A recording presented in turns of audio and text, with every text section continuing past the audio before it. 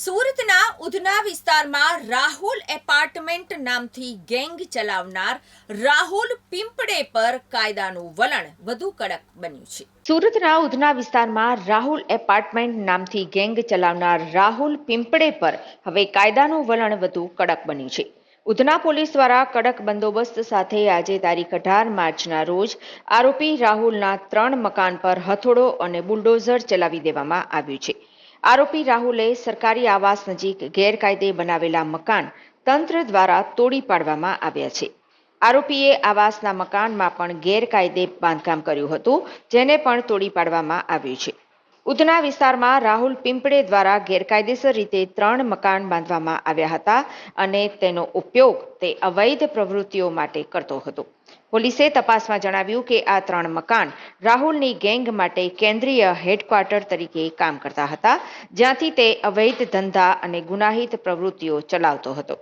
કાયદાની લાલ આંખ પડતા હવે આ ગેંગના પાયા હચમચી ગયા છે।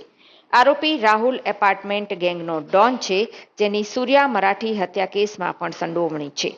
આરોપી રાહુલ સામે ગુજસી ટોક, મારામારી અને હત્યા જેવા 22 ગુના નોંધાયેલા છે। સુરત શહેરના ઉધના પોલીસ સ્ટેશન વિસ્તારમાં બીઆરસીમાં જે સરકારી આવાસ છે એમાં રાહુલ ભાઈદાસ પિંપળે કરીને એક વ્યક્તિ છે, જે રાહુલ એપાર્ટમેન્ટ તરીકે ઓળખાય છે। આ રાહુલ એપાર્ટમેન્ટ અગાઉ મર્ડર, એટેમ્પ્ટ ટુ મર્ડર, ખંડણી, લૂંટ આ પ્રકારના ગંભીર ગુનાઓમાં સામેલ હતો।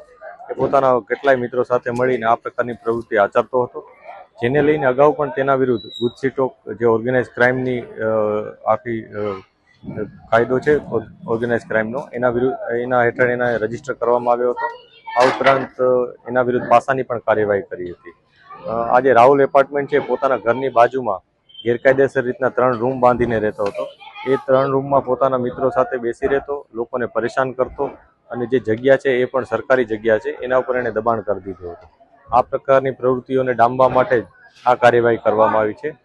સુરત શહેરને જે એસએમસી છે, એસએમસી દ્વારા એણે આ જગ્યા કન્ફર્મ કરવામાં આવી કે આ ગેરકાયદેસર બાંધકામ છે। ત્યારબાદ એસએમસીની ટીમની સાથે પોલીસની ટીમ અહીંયા હાજર છે અને આ ગેરકાયદેસર પ્રવૃત્તિ ડામવાની અત્યારે કામગીરી ચાલુ છે।